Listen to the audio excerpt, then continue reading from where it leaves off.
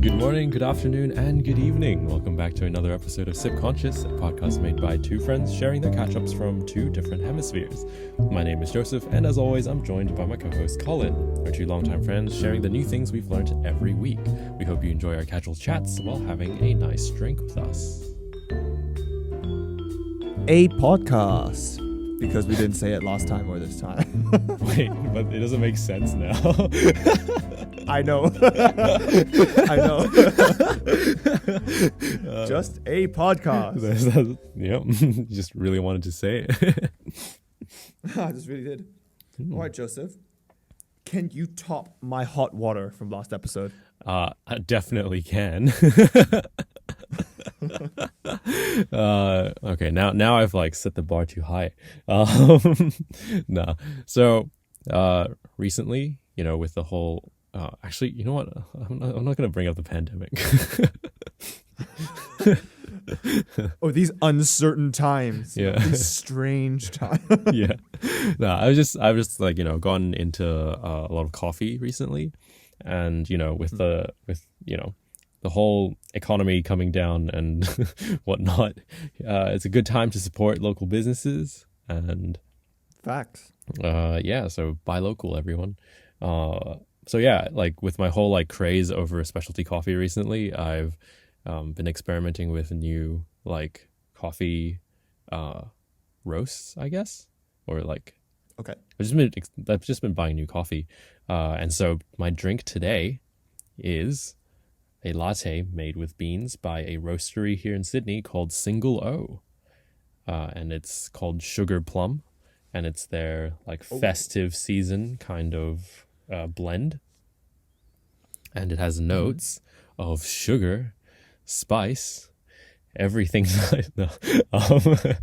Sugar, spice, Everything nice. And also juicy plum, baked apple, and caramel slice. Wow, that's Yeah. complexity. And I was really surprised. Like the moment that I opened up the bag, I was like, this smells like a pie. No, really? Yeah, it's like a pie crust. Like if you Okay. were like baking a I don't know, like a tart, and Right. you were just baking the crust and you left it in the oven just long enough that it didn't burn, but like it kind of filled up the room with like that smell. and then you like spilled cinnamon. Okay. Yeah. So that's like the best way that I can describe it. But yeah, I was just really That's exactly how they made it. just like just while they were roasting the beans, also like made a tart on the side. Yeah. But yeah, like it's I feel like it's exactly how they just like the notes that they've written on the packaging, like it's just that. It's really interesting. It's a bit like funkier than I'm used to in terms of coffee. But yeah, like, why not for like a festive season? Yeah.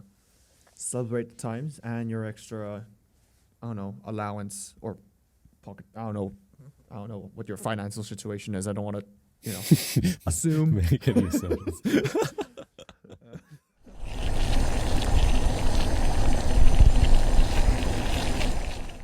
All right, Joseph. Yes. I'm going to come at you with some biomed / scientific, not slash. Well, yeah, okay. I'm going to come at you with some biomedical knowledge. Yeah? Wow. It's like the tables have turned recently. Like first you have hot water. Now you're like talking about science. Like, what is this? Oh, no. I bet you don't know anything about anesthesia. Ooh. Yeah, I actually don't know that much about it. Anesthesia. Ha ha! So you aren't all that smart, eh? Where's this energy coming from? Right. I kid, of course. I was watching a film. It was called The Killing of a Sacred Deer. And there was a line from the film that says, from a surgeon, like a surgeon can never kill a patient. Only an anesthesiologist does. And of course, this is like a really different type of world. So, it's different. And I was like, actually, how does anesthesia work? So I went on a little, research session, and I mean that by like I watched one video. So it seems like ancient medical texts from Asia, Egypt, and the Middle East notes that ingredients of anesthesia or early anesthesia include opium poppy, Ooh, alcohol, and mandrake fruit. sounds like a good time. So it seems like they just drugged up. Yeah. Sorry? So it sounds like a fun time. Yeah. And what is a mandrake fruit, you ask? Wow, brilliant question. It is a sweet-smelling fruit that resembles small yellow apples, Oh, and it's from the mandrake plant. so I'm not going to get too deep into it. Sorry? so it's not like those things in like Harry Potter that like screams when you like pull it out, right? I think it is. I think, well, like, at least it's like semi... I don't know. It just said mandrake fruit, and I was like, it seems like a fake thing. But apparently it can cure through like providing anesthesia, but it's also incredibly deadly. Okay. Like it's like also kind of poisonous. But yeah, I think I might look into this for a future episode. But I had like conflicting / not too sure what this information means about the whole mandrake fruit thing. But anyway, but that was early times, as I said. Modern anesthesiologists will actually use usually 3 things called regional, inhalation, and intravenous anesthesia to find the right balance for the patient. Because, everyone's different and everyone requires different types of, or like different mixes of anesthetics. And different surgeries require different types of anesthetics. Yep. Which to me was like, but like also, oh, of course. Like, so first of all, regional anesthesia. What do you think that is, Joseph? It's like a very localized part of your body. Yeah, literally. It just blocks pain from specific areas of the body by blocking pain signals from reaching the brain. And so basically the electric signals of the nervous systems are stopped by like some sort of barricade that the anesthetic does. And this is done through binding proteins in the neuron cell's membrane, which allows the charged particles that come in and out to be locked out, which is very interesting. Sorry about that. An example of a regional anesthesia, weirdly, cocaine. Yeah, apparently this is still used, though not as common as other alternatives that are available. Right. Yeah. I'm guessing And then because we of have the addictive properties. Yeah, I would assume. And then there is also inhalation anesthetics, which are used when the whole body needs to be shut off for a long surgery.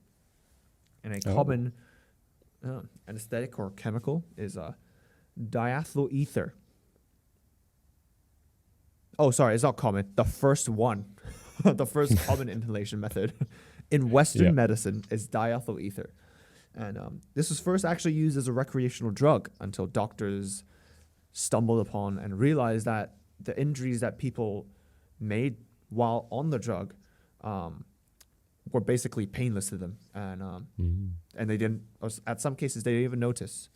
So, yeah, that's how anesthetic was, I guess, birthed in Western medicine or biomedicine. But nitrous oxide is also used in contemporary times because, it's safer and perhaps easier to control. And, and inhalation anesthetics are usually paired with intravenous anesthetics.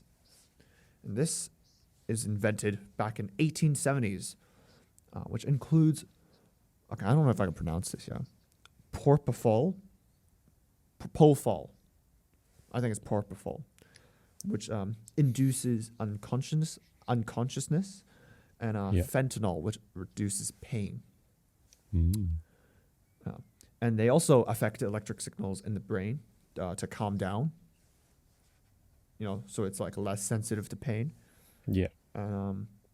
So basically they don't talk to each other, like where you get hurt in your brain. Same thing with regional anesthetics. And weirdly, the biomedical community still can't completely explain exactly why this happens or why some anesthetics work.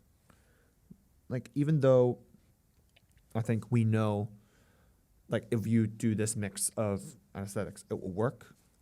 There are certain types of anesthetics where it works, but no one knows why.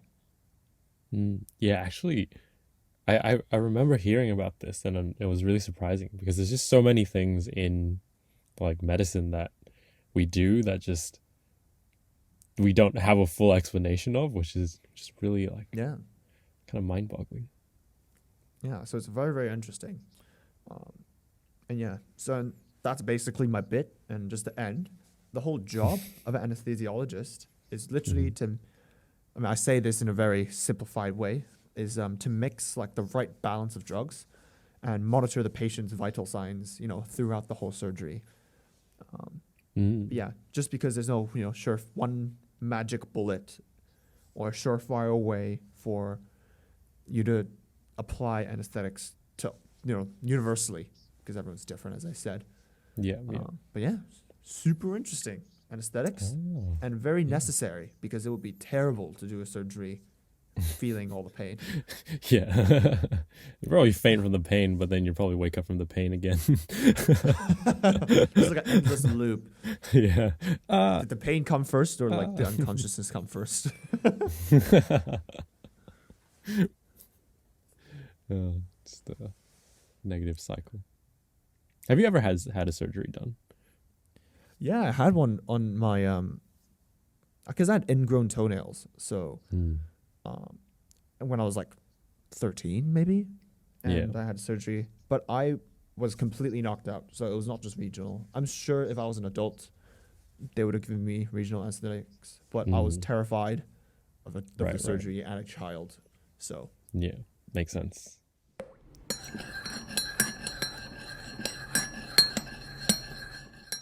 So, what time is it, Colin? It is fact time, and I don't have a fact this week because I think it's your fact. Yes, it is my turn. I think you'll have a bit of fun with this one. Actually, like, it surprised me. Okay. So, do you know NBA legend Kobe Bryant? Rest in peace. Did you know that his middle name is Bean? No. Shut the front door. No way. His middle name is Bean? Yeah, it's Kobe Bean Bryant. Well, I can't laugh at this. I had to look it up. Like, I didn't know it was real, but like, it's Kobe Bean Bryant. What? What? Okay. Yeah, I think you won. You won that one. Just that might be the best fact we ever had. I mean, like, it's a great middle name. It's just like I didn't even realize it could be a name. I mean, anything could be a name, but it doesn't come up naturally. Like, Bean.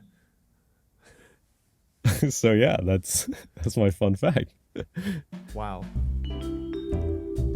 I bet you when Wesley listens to this, Wesley's our editor, by the way, like, he'll just be laughing nonstop.